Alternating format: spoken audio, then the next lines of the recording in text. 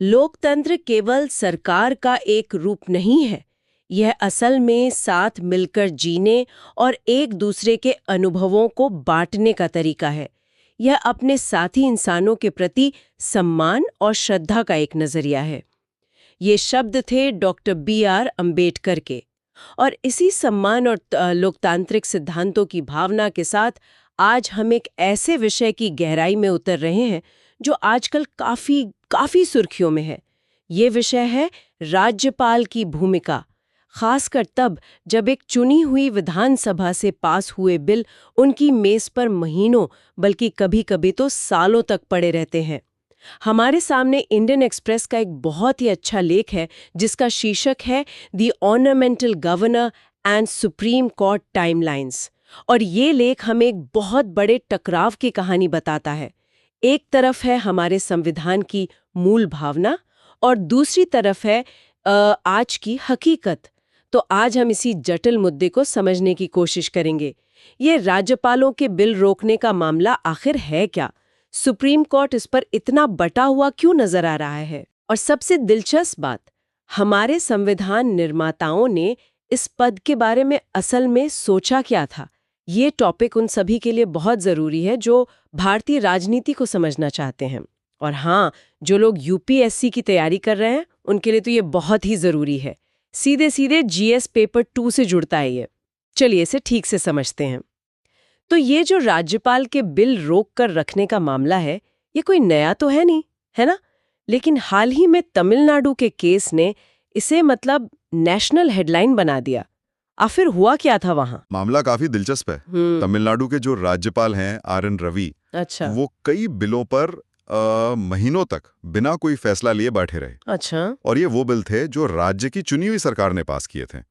तो जब पानी सर से ऊपर चला गया तो मुख्यमंत्री M.K. स्टालिन की सरकार सुप्रीम कोर्ट पहुंच गई।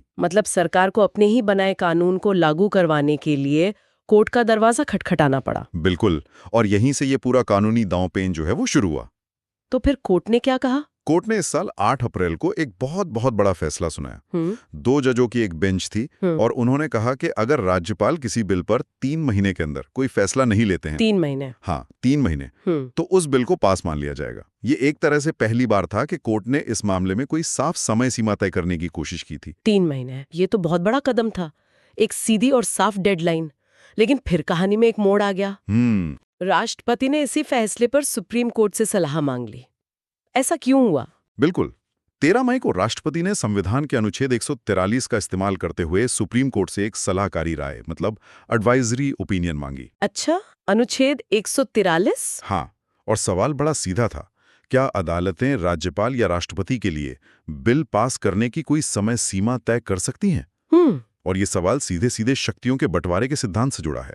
क्या न्यायपालिका विधायिका और कार्यपालिका के काम में दखल दे सकती है? एक मिनट, ये बात कुछ समझ नहीं आई। पहले 2 जजों की बेंच कहती है कि समय सीमा होनी चाहिए, फिर 5 जजों की बेंच से पूछा जाता है कि क्या समय सीमा हो सकती है। कोर्ट के अंदर ही इतना बड़ा यू टर्न। यही तो इस मामले का सबसे उलझा हुआ पहलू है। 20 नवंबर को 5 जजों की बेंच ने अपनी राय दी। और उन्होंने क्या कहा? उन्होंने एक मत से कहा कि नहीं, सुप्रीम कोर्ट राज्यपालों के लिए कोई समय सीमा तय नहीं कर सकता। अच्छा, उन्होंने कहा कि अनुच्छेद 200 के तहत राज्यपाल के पास विकल्प हैं। वो सहमति दे सकते हैं, बिल को राष्ट्रपति के लिए सुरक्षित रख सकते हैं या उसे वापस विधानसभा को लौटा सकते हैं। लेकिन ये सब कितने समय में करना है, ये कोर्ट तय नहीं करेगा। तो ये तो पहले वाले फैसले से बिल्कुल ही उल्टा हो गया। बिल्कुल। लेख में इस पे एक बड़ी मजेदार टिप्पणी भी है। वो कहते हैं, एक्सक्यूज मी योर लॉर्डशिप्स, आप कह रहे हैं कि राज्यपाल अनिश्चित काल तक बिल पर नहीं बैठ सकते, लेकिन आप ये भी नहीं बताएंगे कि उचित समय कितना होता है। हाँ, सही है। और वो उदाहरण देते हैं कि पश्चिम बंगाल में एक बिल 9 साल से अटका हुआ है। क्या 9 साल उचित समय नहीं है? यहीं पर एक बहुत बारीक बात है। कोर्ट ने यह भी कहा कि अगर बहुत लंबी, बिना किसी वजह और अनिश्चित देरी हो रही है, तो अदालत एक सीमित परमादेश यानी मैंडेमस जारी कर सकती है। परमादेश सीधे शब्दों में कहें तो मैंडेमस कोर्ट का एक आदेश होता है जो किसी सरकारी अधिकारी को अपना काम करने के लिए कहता है। अच्छा, तो कोर्ट ये तो कह सकता है कि भाई फैसला लीजिए, लेकिन ये नहीं बता सकता कि क्या फैसला लीजिए या कब तक लीजिए। और उन्होंने लंबी देरी या उचित समय को परिभाषित नहीं किया, जिससे वो कंफ्यूजन बना हुआ है। तो अगर ये समस्या इतनी पुरानी है तो क्या इसे सुलझाने के लिए कभी कोई ठोस सुझाव नहीं दिए गए? मतलब किसी ना किसी कमीशन ने तो इस पर सोचा होगा। कई बार सोचा गया है, जैसे 1988 में आई सरकारिया कमीशन की रिपोर्ट इस मामले में मील का पत्थर मानी जाती है। सरकारिया कमीशन, हाँ। कमीशन ने साफ कहा था कि राज्यपाल किसी क्षेत्र में एक प्रतिष्ठित व्यक्ति होना चाहिए, उसे राज्य के बाहर का होना चाहिए और हाल के वर्षों में वो सक्रिय राजनीति में न रहा हो।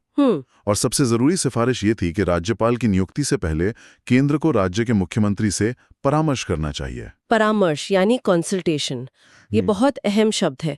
पर क्या ये परामर्श मानना बाध्यकारी है? नहीं, यही तो समस्या थी।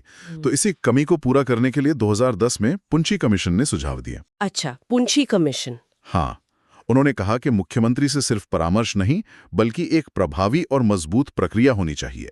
और सबसे क्रांतिकारी सुझाव ये था कि राज्यपाल को राष्ट्रपति की इच्छा पर नहीं हटाया जाना चाहिए। मतलब ये कि उन्हें हटाने के लिए राज्य की विधानसभा द्वारा महाभियोग जैसी कोई प्रक्रिया अपनाई जानी चाहिए।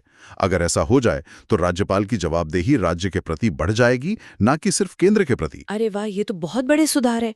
अगर ये लागू हो जाते तो शायद आज हम ये चर्चा ही नहीं कर रहे होते। शायद नहीं। चलिए अब थोड़ा और पीछे चलते हैं, जहां से ये सब शुरू हुआ, हमारी संविधान सभा। डॉक्टर अंबेडकर ने इस पद के बारे में आखिर सोचा क्या था? ये सबसे जरूरी सवाल है और लेख यही कहता है कि अगर सुप्रीम कोर्ट के जज संविधान सभा की बहसों पर ध्यान देते तो शायद ये कंफ्यूजन होता ही नहीं। अच्छा। 31 मई 1949 को डॉक्टर अंबेडकर ने संविधान सभा में साफ साफ कहा था, मैं उन्हीं के शब्द बताता हूं, राज्यपाल के पास ऐसा कोई काम नहीं होना चाहिए जिसे करने के लिए उसे अपने विवेक या व्यक्तिगत फैसले का इस्तेमाल करना पड़े। उन्होंने आगे कहा, नए संविधान के सिद्धांतों के अनुसार उन्हें हर मामले में अपने मंत्रिमंडल की सलाह माननी ही होगी। हर मामले में सलाह माननी ही होगी, इससे ज्यादा साफ और क्या हो सकता है? बिल्कुल। अंबेडकर ने तो ये भी बताया था कि राज्यपाल को मनोनीत यानी नॉमिनेट क्यों किया जाना चाहिए, निर्वाचित यानी इलेक्ट क्यों नहीं। उनका क्या तर्क था इसके पीछे? उनका तर्क बहुत व्यावहारिक था। उन्होंने कहा, राज्यपाल की शक्तियां इतनी सीमित थीं, इतनी नाम मात्र की, उनकी स्थिति इतनी सजावटी थी कि शायद ही कोई चुनाव लड़ने के लिए आगे आता। सजावटी? ऑर्नामेंटल, ये एक शब्द ही सब कुछ कह देता है। इसका मतलब तो यही हुआ कि संविधान निर्माता उन्हें एक ऐसा पद बनाना चाहते थे जो सम्मान का प्रतीक हो, शक्ति का केंद्र नहीं। बिल्कुल, सजावटी का मतलब महत्वहीन नहीं है। इसका मतलब है कि वो पद राज्य की गरिमा का प्रतीक है, जैसे राष्ट्रपति राष्ट्र के प्रतीक हैं। असली कार्यकारी शक्ति तो वो जनता द्वारा चुनी हुई सरकार के पास ही होनी चाहिए। ठीक है, मैं सजावटी वाली बात समझ गई, लेकिन क्या ये नजरिया थोड़ा ज्यादा आदर्शवादी नहीं है? कैसे? मान लीजिए कोई राज्य सरकार ऐसा बिल पास कर दे जो देश की सुरक्षा के खिलाफ हो या साफ तौर पर असंवैधानिक हो, तब भी क्या राज्यपाल को चुपचाप उस पर दस्तखत कर देने चाहिए? क्या उनके पास एक सेफ्टी वॉल्व जैसी कोई शक्ति नहीं होनी चाहिए? ये एक बहुत अच्छा सवाल है और इसका जवाब भी संविधान में ही है। सेफ्टी वॉल्व बिल्कुल है। क्या है वो? वो है अनुच्छेद 200 के तहत बिल को राष्ट्रपति के विचार के लिए आरक्षित यानी रिजर्व करने की शक्ति। लेकिन ये शक्ति राजनीतिक असहमति के लिए नहीं है। अच्छा। उनसे टकरा रहा हो, ये एक संवैधानिक जिम्मेदारी है, कोई राजनीतिक वीटो पावर नहीं। राज्यपाल को विधायिका का तीसरा सदन बनने की इजाजत नहीं दी जा सकती। तो यहीं पर वो टकराव आता है जिसका जिक्र लेख करता है। एक तरफ अंबेडकर की सजावटी राज्यपाल की सोच है, हाँ, और दूसरी तरफ आज का ओलंपियन राज्यपाल जो एक चुनी हुई सरकार के फैसलों को अनिश्चित काल के लिए रोक सकता है। एकदम सही। लेख इसी विरोधाभास को, इसी कॉन्ट्रडिक्शन को उजागर करता है। आज की जो स्थिति है वो उस वेस्टमिंस्टर मॉडल के संसदीय लोकतंत्र के खिलाफ है जिसे हमने अपनाया है। इस मॉडल में जनता के चुने हुए प्रतिनिधि सर्वोच्च होते हैं। एक गैर निर्वाचित मनोनीत प्रमुख को उनके फैसलों पर वीटो पावर देना लोकतंत्र की मूल भावना का एक तरह से अपमान है। तो हम एक तरह के संवैधानिक गतिरोध में फंस गए हैं। कोर्ट समय सीमा तय नहीं करेगा, संविधान की मूल भावना को नजरअंदाज किया जा रहा है और आयोगों की सिफारिशें धूल फांक रही हैं। तो इसका समाधान क्या है? लेख का सुझाव है कि पहली बात तो ये कि सुप्रीम कोर्ट की ये राय सिर्फ सलाहकारी है, ये किसी पर बाध्यकारी नहीं है। हाँ, ये एडवाइजरी ओपिनियन है। और आगे का रास्ता यही है कि संसद या खुद सुप्रीम कोर्ट एक बाध्यकारी फैसले के जरिए राज्यपाल की शक्तियों को और वो बिलों पर फैसला लेने की समय सीमा को हमेशा के लिए साफ कर दे। इस अस्पष्टता को खत्म करना ही होगा। लेकिन लेख के अंत में संविधान सभा की बहस से एक और भी मजेदार और थोड़ा साहसिक विचार सामने आता है। हाँ, वो उड़ीसा के पूर्व प्रधानमंत्री विश्वनाथ दास का कथन है। उस समय प्रांतों के प्रमुख को प्रधानमंत्री कहते थे। अच्छा। उन्होंने संविधान सभा में खड़े होकर पूछा था, सर, कहा गया है कि राज्यपाल के पास बहुत कम काम है। अगर नए संविधान में उनके पास बहुत कम काम है तो उन्हें रखा ही क्यों जाए? वाह। उन्होंने कहा, उन्हें अच्छी तनख्वाह और भत्ते मिल रहे हैं और अगर उनका काम बहुत जरूरी नहीं है तो समय आ गया है कि हम राज्यपाल के पद को अलविदा कहते हैं।